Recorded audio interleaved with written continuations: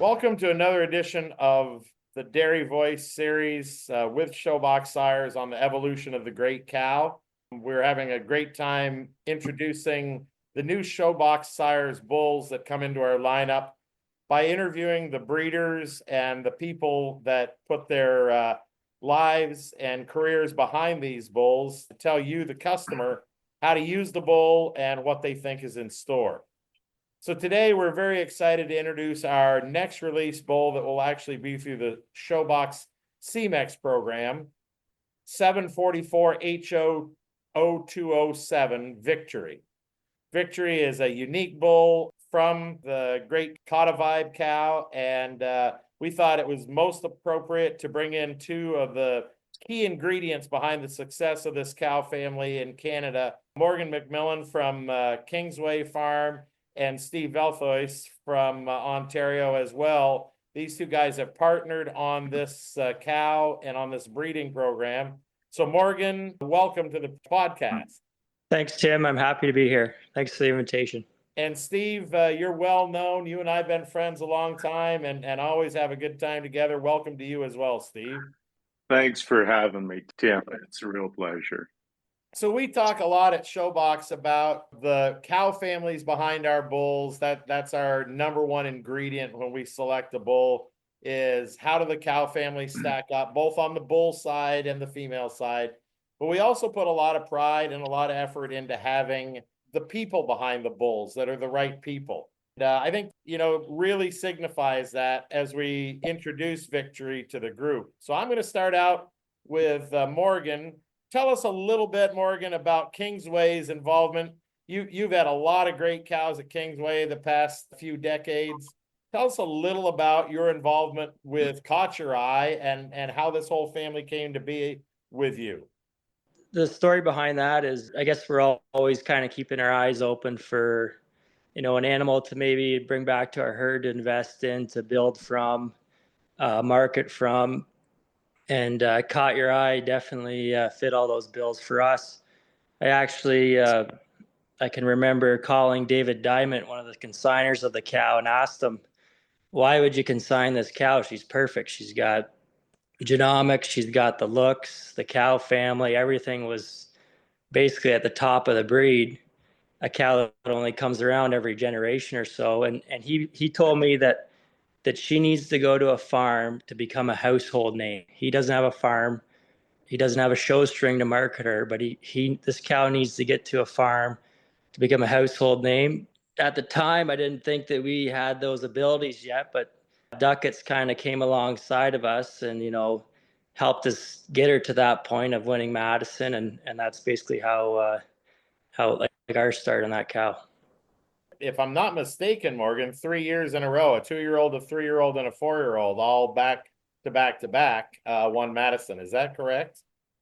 Yep, that's correct. We sold her after her first Madison win to Geno Source, and then the cow went to Bud John under their care and got the next 2 wins at Madison with their group. Morgan, a couple pieces I'm going to interject. Number one, Dave Diamond will listen to this, so I'm going to make sure and clarify why he sold the cow. Dave Diamond likes money. So that all that noise about Morgan is true, but if Diamond, once he listens to this, he'll appreciate it. But secondly, Mike and I remember sitting in the box as you guys were bidding on her, and I'm pretty sure Mike ran over to either you or your brother or one of you guys and begged you to go again. I think you're pretty happy you did. That was a pretty good decision.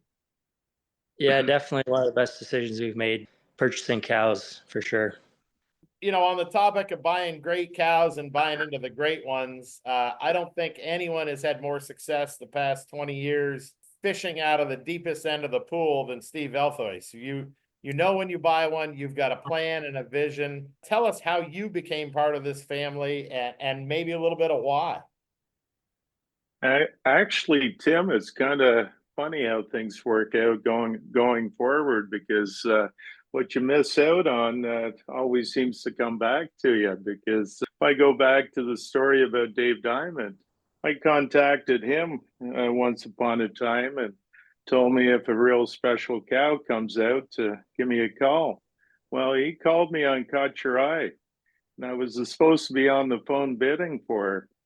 And we got busy in the fields making hay, and it was a nice day for cropping. And I missed the whole damn sale. I found out the next day that the cow sold, and I said to myself, that was in my price range. I should have been on the phone.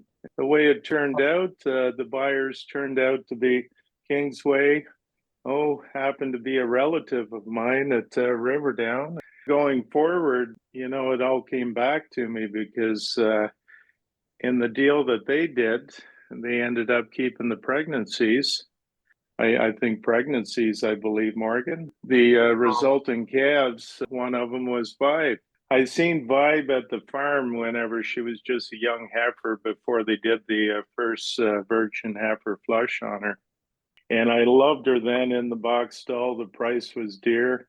I kind of got cold feet again, and I left. She showed up at the summer show in Lindsay, and I showed up late at night. Nobody was at the pack, and the night guy was there, and he didn't know who I was, so I kicked the heifer up. And I looked at her, and I just shook my head. I said, that's going to cost me more now.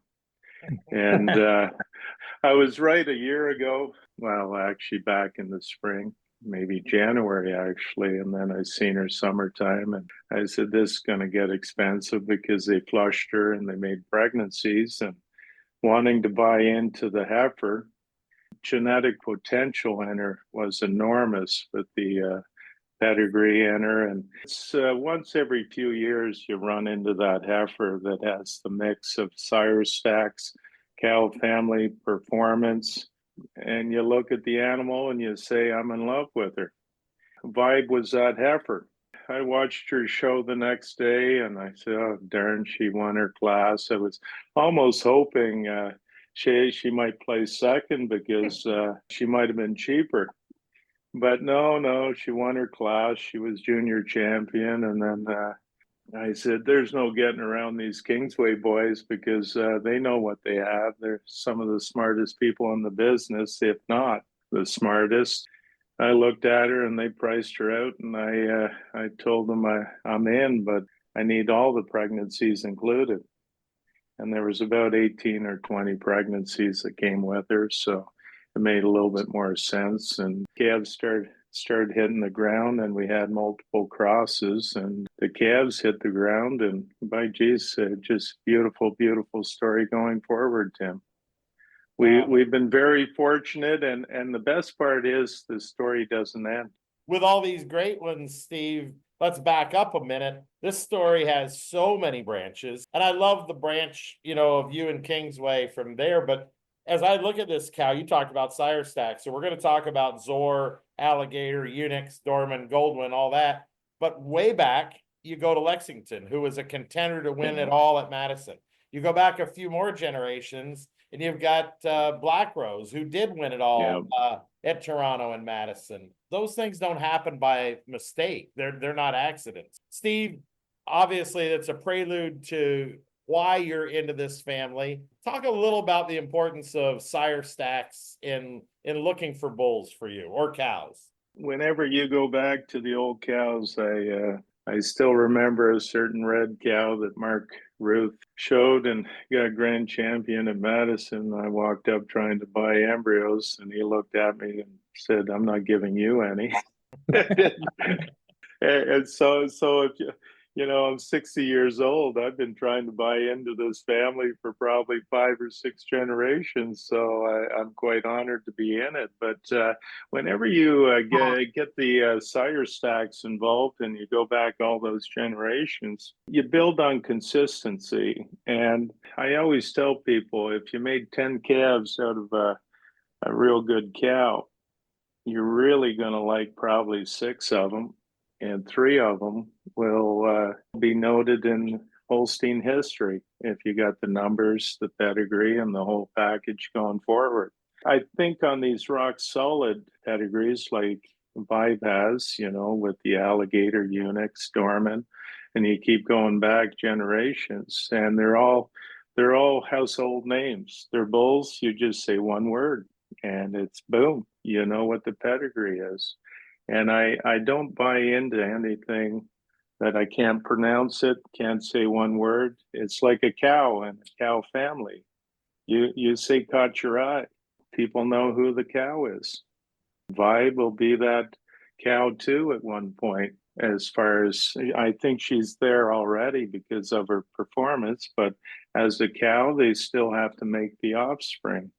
And I think the sire stacks are all in line that even if you use one cross to get an outcross where the bloodlines are a little bit different, and you have to do it. And if you go back in bulls like Dorman, who would have thought the sire of Dorman would have made Dorman? You have to do that outcross once, and then you kind of punch it home. And next generation there'll be another franchise bull out there, Tim. Everything carries on, but we got to mix the blood and make it hot. And Steve, we'll go back to that. I want to go back to Zor a little bit because, frankly, part of the reason Victory is with us is because you guys took that risk, and Mike and I were looking for that kind of bull. But we'll circle back to that. But I want to go back to Morgan for a minute. You have worked with Vibes, since the start as a heifer and now as a cow. Give us a little of the history when she was a heifer, because it was a glowing history. And what about her success now as a cow? Vibe, she was definitely a standout from birth. She had that always had that rare combination of strength and dariness. And I find, all the great animals, show animals, they have that strength, but they're also daring. And that's something that's really hard to find. So she had that right from the get-go. She always had that long neck and style. She was an end of an April heifer. So we never showed her as a baby calf. We just, pushed her, let her grow and develop. So we got some early flushes off of her as a younger heifer. The following year as a yearling, she was, like Steve said, she was junior champion at Ontario Summer Show. Steve bought into her then, and the whole world knew about that heifer after that show. It just blew up, caught your eye. Her mother was popular at the time, and this heifer looked like a clone of her mother as a heifer. We kind of rode that into Madison, where she was junior champion at Madison.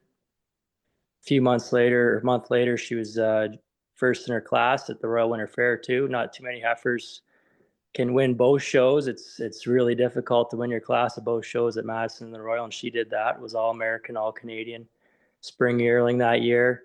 And she calved in young. She calved in at 1.9. She made a couple of really good flushes right away, and we bred her. She caught, so she calved in young, and then we'd IVF'd her before. So she's just done basically everything right for us. She calved in, went max score before she turned 2, and that's a rare thing too in the breed for us. And yeah, she's just been a cow that's done everything right. So yeah, Vibe, she made so we never showed her as a 2-year-old. We decided to flush her because we'd had calves on the ground and had seen the potential of these calves. So we thought it was more important to get as many daughters off of this cow as we could. So we never did show her, but she did make a tremendous record as a 2-year-old. She made over 26,500 pounds as a 2-year-old and a 305 record, and at 4.8 fat and 3.4 protein, which was a superior lactation in Canada. So once she completed her lactation, we dried her up. So she's at an IVF facility at the moment, making more embryos, and we're planning on breeding her back as soon as possible for the shows next year. Good to hear how well she's developed, and can't wait to see her fresh for the 2026 shows.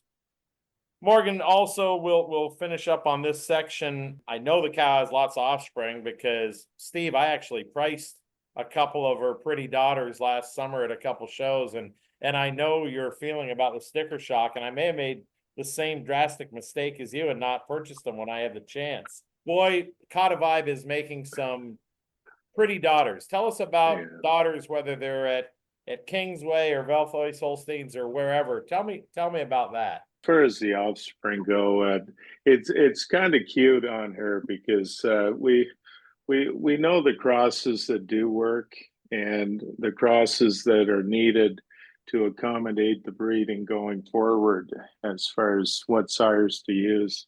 The Lambda cross on her works incredible. We've got beautiful animals. The Zors, I still remember whenever the two oldest Zor heifers hit the ground. I went to Kingsway to see them, and I looked at them, and they had the width of chest. And I like showing heifers. And whenever I pick out a real good heifer, I walk up front. If they don't have that chest floor and the width in there, I don't even walk around to the back end. I'm just not interested.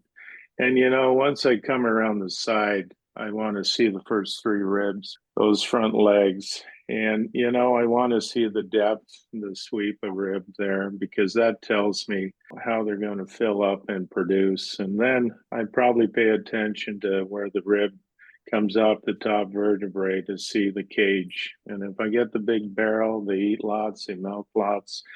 Not many animals have the benefit of being a show animal, a show heifer, a show cow. And the ones that don't have that privilege of making the show ring, they come in my freestall.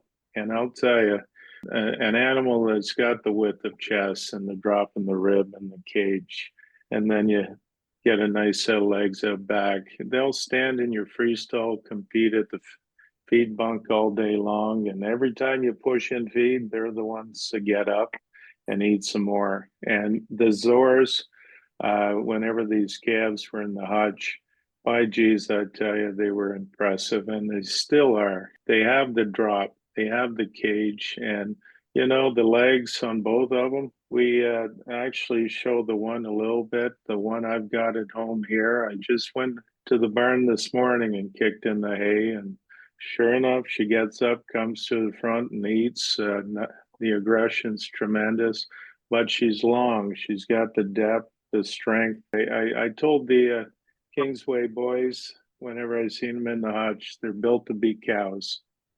That's what's more important to me, because a good heifer has to be a good cow, but some heifers you look at and you say that's built to be a cow. And if they put the udder on like the family does, they might even come back to the show. They have the strength. And I'm really impressed with that cross, the Zora into vibe, because Tim, I think you've done your research. And if you go back to the dam of Zora, you'll notice that's a pursuit. And the sire of pursuit comes back to my bull, IMAX. That's a bull that was born on my farm and we put into stud. So, I get to work on both ends of pedigree, and I can say for sure the IMAXs I've had in my herd were strong. They became brood cows. They were some of my best cows. Whenever the classifier comes in, he's actually amazed at how many IMAXs he's seeing that are fourth and fifth calves, and they're becoming the excellent cows that they can be. So, the breeding's pure, it's good, and for me, it's recognizable because I know the families. Well, that's important on Zor because, guys, you chose to use Zor for, obviously, I'm with you, Steve. I think IMAX, we're going to find his true breeding value and pedigrees as we go down the road. Other reasons that you guys use this bull, Morgan, other thoughts on the bull himself, on Zor, maybe why and why you're excited about him? We wanted to go a little different route. This was actually our first mating on Vibe, was Zor, when we flushed as a heifer. And at the time, Zor was the highest LPI bull on the sheets that wasn't restricted. And he also had really good conformation numbers and dairy strength numbers, very good health traits, fat, milk. So we just wanted to inject, a little bit of extra things that the family maybe isn't known for, and try and get a complete package animal. And I think we also really liked the fact that Zor was out of a Conway, Sires Conway. He's a popular bull, still is. And the dam of Zor's a Pursuit, which is also a popular bull. So once you mix all these great bulls into a family, and it goes back to the Zip family from Windsor Manor there, just, you're going to stack the odds in your favor. And Zor, I just looked the other day, he's actually on the sheet still, and he doesn't even have a proof. So he's been a popular bull, and I have confidence that he's going to be a good proven bull to keep this bull's numbers where they need to be. Tim, I'm going to add to that because whenever we were talking about the matings, Zora on Vibe, we've seen it coming for a while as far as the dominance in the breed with these franchise bulls. I look within my own herd and how much lambda I've got in it, and it was a beautiful cross on top of that as far as there's no lambda blood in the bloodlines. And for us, having an outcross and doing something different from the industry to create a nice product that people can use for ourselves too, as far as the next bull is probably going to have some alligators, some lambda in. We need something that doesn't have one or both of them in. With the Zora Cross, for us, he's going to complement the lambda bloodlines, and he's going to give us something to use. And Zora on Vibe, it added more strength and power, and if you see these Zora calves, they're just impressive as far as a combination of the alligator with Zora. They seem to complement each other. Great comments and commentary on why you made the mating, and I'm going to digress a little bit because part of the reason I'm excited about Zor, this tells my age a little bit, Steve, but Windsor Manor Rudolph Zip, who would be old Zip is in Zor's pedigree. That cow, one of my favorite cows of all times, at Jason and Donna Myers in Maryland. And you go walk through their herd, and that cow, she was a show cow, a brood cow, but just a tank of a cow. And interestingly, that cow had masterful bulls in her pedigree. She had Rudolph in her pedigree. She had Second Look Jolt. Yeah. She had Chesapeake, that a bull that was a good foundation bull to bring things on. And way back in the pedigree, there's 10 generations of great cows way back, when we talk about Zip. Did either of you guys ever get the chance to see Zip? I could picture that cow's. I've seen multiple pictures of her. I know her professional picture. She was an impressive cow. I don't know if she looked like a 95-point cow from her pictures. I don't know if she was or not, but she was impressive for sure.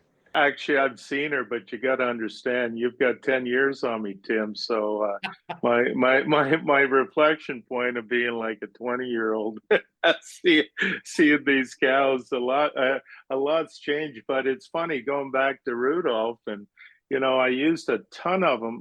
We probably had more Rudolphs in our herd on a percentage basis than anybody in my whole area. We went overboard on them. But by geez, did that bull ever knock the milk into the cows back then? That's before we were paid on butter fat. We were paid on volume. The Rudolphs were fantastic for it. Great commentary on the pedigree, both the top side and the bottom side, which makes this bull unique. Morgan, just quickly, we'll have pictures actually this week. CMEX guys are getting pictures made of the bull. Tell us a little about what the bull looked like himself, because I think a lot of our listeners like to hear that. Steve's kind of touched on him a bit. He's a lot like his sisters that we have. Just a tremendous frame bull. He's wide, he's deep. When he left for stud, he was a little over a year old, and I can remember him having a muzzle on him like a mature cow. He was just a massive bodied bull. He was a really, something I think our breed's maybe lacking a bit is some of our cows are getting a little smaller hoofed, and this bull had a big foot on him too, which is good for freestall cows. So he's going to add, he might add a little bit of bone to them, but he's going to add some power. Like he's just and he shows that in his proof. This bull, he's got tremendous chest width in his proof and width all the way throughout. And I think he's only 3 for stature too in Canada. I don't mind big cows, but they got to have some width and power and balance. And this bull's going to bring that, and he's also going to shrink them down a little bit too. Tim, I want to add a little bit there. I talked about where I stop if I don't like something on a heifer, but on these Zoras that we have, the one I've got here in my IVF barn, for God's sakes, the pins are down, the loin is strong. You come around the backside and the legs are underneath. the set's perfect. It's not a curved leg on it, but it's beautiful on the back end tracking wise, and I'm really impressed that way. But I think the better one than the one I have is at Kingsway. She's a whiter heifer. Mine's probably the blacker one. But that one has a great pin set and strong loin too. And for me, I get very sensitive whenever I start seeing the pins up and the thurls back. I'm super happy with the rump structure on the Zors that I've seen, and the bull that Victory as a bull. He's as correct a bull as I've ever seen as a young bull. And I put one or two in units, so I think I know what I like. I'm over at least 200 bulls in stud. Well, and with great success and a great hit rate, that's one other reason we were thrilled to partner with you guys on this bull for CMEX. Morgan, do you have any thoughts of how you've alluded to some of the good traits of the bull? What are your plans for him at Kingsway? You've got one of the most successful breeding programs in the world. You're going to find some spots to start IVF into this bull? Yeah, we're definitely going to incorporate him in. And one thing that we try and find for a bull, and it's getting harder to find, is a strength bull. And I think this bull is definitely that. He's a strong bull, so he's going to mate well on your dairy cows, right? Your feminine cows that need some strength, some rib, some chest, and he's really going to do that. You know, he's going to have good health traits, some milk, some fat, protein are all right where you want them to be. So we're definitely going to have a spot for him in our herd. And the fact that most of our cows well, not most of them, but we've used Lambda for maybe 5 or 6 years now and still continue to use Lambda. He's going to make excellent on these Lambda cows. And Tim, I plan on using them too, but it's very dependent on you now. It's how fast you can get the semen up here. Well, I was laughing as Morgan was talking about how big and strong and attractive the bull was. He knows what he's there for. He came out of quarantine at CMEX and he went right into a production stall. And all of a sudden, part of the reason we've had to rush this podcast is because we have our inventories ready to go and we're ready to release him lickety split. So I really believe we all work with bulls that we beg them to make semen on. And typically that's not a good sign. A bull that goes into production, my experience is they're going to be a good reproduction bull too. And so many of the things you've talked about, both of you guys have mentioned a lot about his strength. And Mike and I say all the time in our presentations, we're not running around saying we don't want bigger cows. We want bigger cows in their motors. We want bigger motors. Yeah. We don't want them bigger by taller. And to find a bull with this much height, but still give you strength and average stature. You guys have both alluded to it, but it's something Mike and I are selecting bulls on. So we're excited. Morgan mentioned Steve, and I'm going to let you take this to the next level. The most important thing about this bull and using him is who you can use him on. And you alluded to that a little bit. Daughters of what bulls will you be, is this guy made for? From what I see from the offspring, if it's the bulls we've made or the heifers that we have right now for the breeding programs, I see the dairy strength in all the Zors that we have. We all have this. I do in my herd. I'm required to use these production bulls that are a little bit shy on type, maybe a little bit more of a compact cow with high production. I see that the Zors are going to give them some stretch. The breakdown might not tell you that. What was it, Morgan? +3 on type on a height, the front end, or? He's only +3 on stature, which is yeah, and I honestly think he might have an extra point or two in that. That's in Canada, so that's quite low for a type bull in Canada. +3. Right. Yeah, and I think he's got more because all the Zors that we have with Kingsway, they got the length, they got the height, but they have the dairy strength. I advocate so big for it. They carry they're balanced, and they carry the length, the height, with the width, and it's beautiful actually. So within the herd, I got enough alligators. I can't use it there, but half my herd has lambda blood. And, I have to find a bull that crosses in, and we're struggling to find that cross. I am going to make some full age show heifers. I do think he's going to cross in nice on some of my bloodlines. It's a very convenient bull to use in many locations within the herd. He's an easy bull to use, a cleanup bull, where if you got a problem breeder, you can plug him in. You're going to get something nice. And then on the important crosses where you have that treasured cow family, you got to remember this is a treasured cow family, and you got your favorite cow in the herd. You get to do a cross, and I always say, if you do the right cross, you look like a genius every day. And Kingsway, they seem to crank it out every day. Every year, they turn that special one out with the magic cross. I think I probably end up being the buyer of more than half of them, but it's worked out pretty good for me. Just a note there, Tim. You'd probably be interested in this. We had our sale yesterday, our tag sale. I think this might be the first time that Steve's ever been beat in a bid off. He got beat twice this year. Yep. First thing I'm going to recognize is you had a whale of a sale, young man. And the second thing is, Steve, congratulations on your restraint. I hope it doesn't come back to hurt you.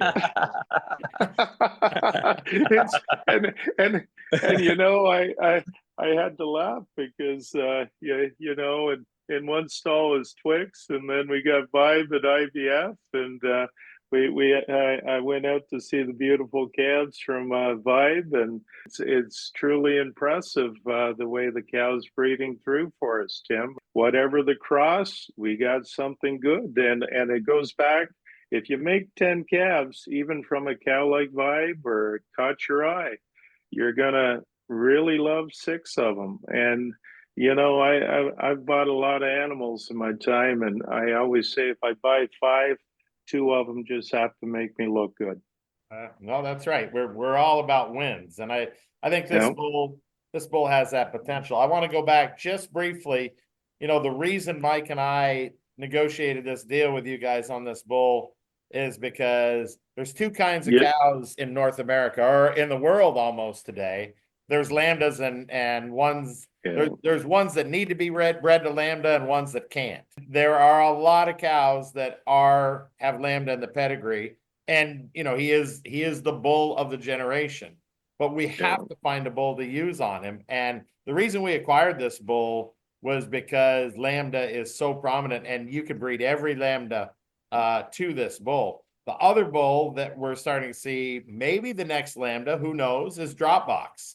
And why wouldn't you use this bull on drop boxes to make those kind of cows as well? So, as Mike and I sorted through this bull, we thought not only are we putting great names and great cows in the pedigree, he is the bull of the time. And that's why we're excited to have him with the CMEX team, because I think they can take him to the next level. Our listeners, I think, would love to hear one final thought from each of you on the bull, and maybe a little bit about the future. This is your time to impart your wisdom on us. Morgan, I think we'll let Steve go first. Age before beauty, is that fair? I appreciate it, Tim, because I'm telling you, and I'm glad we had this podcast, Tim, because Morgan and I were both under the impression it's because you really liked us too, but that you bought the bulls. Glad we cleared that up, Steve. There you go. Son of a gun. As far as victory goes, I always tell people start with that cow family, believe in it. Most of us in the industry, we've seen enough generations, and I reflect backwards. I've been trying to get in this cow family for 5 generations. I'm in it now, and every generation it's performed. It's performed where I could have got in at 4 generations, at 3 generations, should have. Caught Your Eye. I tried. I was making hay and I screwed up. I got the opportunity on Vibe. I kind of jumped at it because it just made sense. But that family has not let me down on my expectations of it for 5 generations minimum. And so going forward, I have the absolute confidence. And you know, we mixed in the sires that have credentials, cow family behind it with the zippies, and it's a good mix. Everything always comes back to you whenever the pedigrees are that pure, and I have true confidence in them. You know, people can complain, oh, that's a numbers family, whatever. No, this packs everything in one box, and it really fits nice. Going back to if it's your drop boxes, your lambdas, he fits in real nice. We certainly appreciate having you on, Steve, master breeder in your own right, guy that has put his career into great cows, and I think our listeners will really appreciate your comments. Steve was the mastermind behind the bull Atwood, and I was fortunate to be involved with Aftershock, and we had a lot of great jabs at each other about who had the best bull or who made the most money or whatever. And I'm not in this podcast. We don't have enough time to have that debate, Steve. Yes.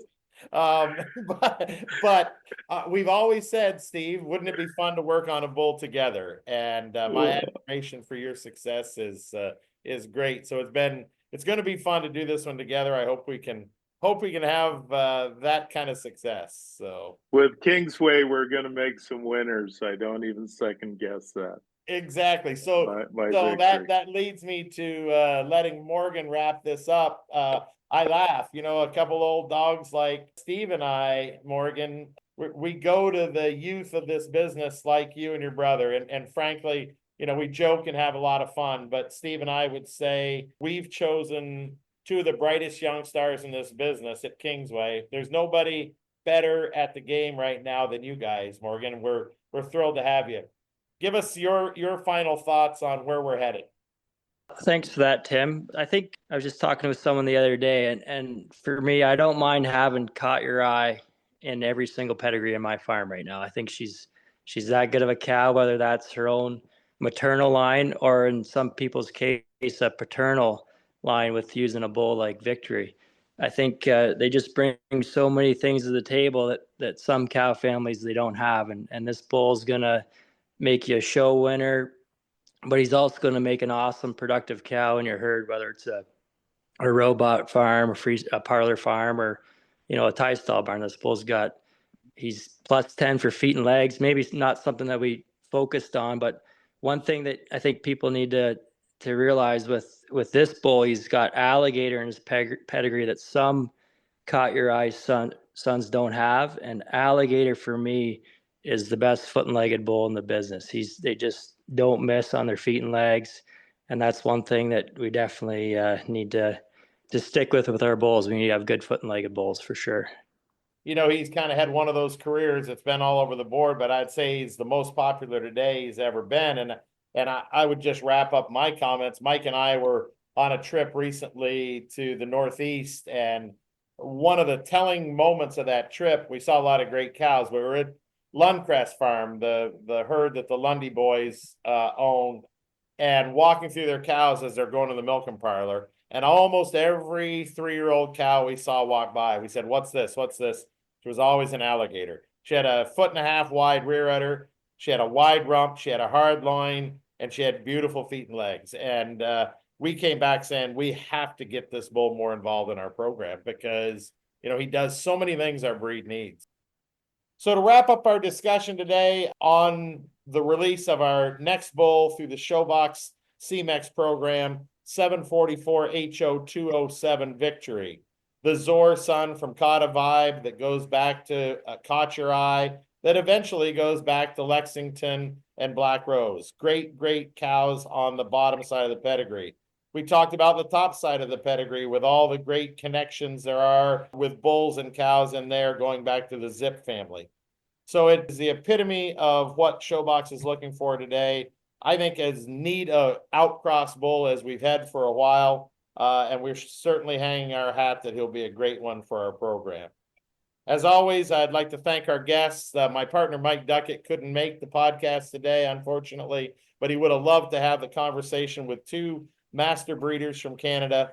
Morgan McMillan from Kingsway Farm and Steve Velthuis from Velthuis Farms, and all great experience and knowledge they have. We thank you for listening to this podcast and hope you'll join us in using victory to make your herd better.